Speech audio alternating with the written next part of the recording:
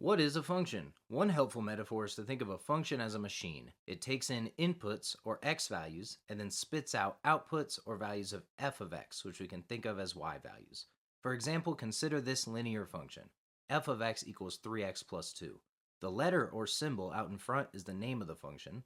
The letter or symbol in parentheses here is what we are calling our input variable. And f of x, which is 3x plus 2, is our rule for what this function is going to do to produce outputs.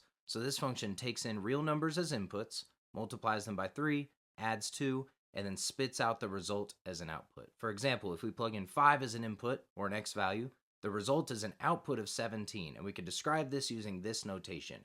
F of 5 equals 17. And what's cool is that this notation aligns with the notation we use to write points in the coordinate plane. 5 is an x value, 17 is a y value, so this ordered pair is a point on the graph of f.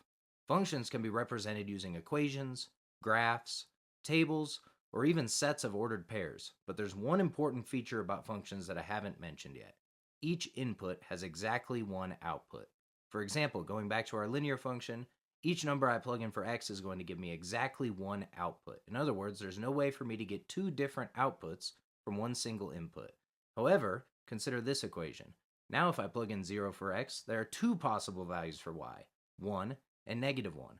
So this equation cannot define a function because we would have a single input producing more than one output.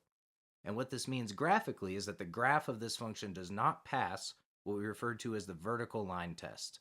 An equation can define a function if every vertical line drawn on its graph intersects the graph at most one time. If there exists a vertical line that intersects twice, then that means that there is a single x value with two possible y values, which breaks this important property of functions.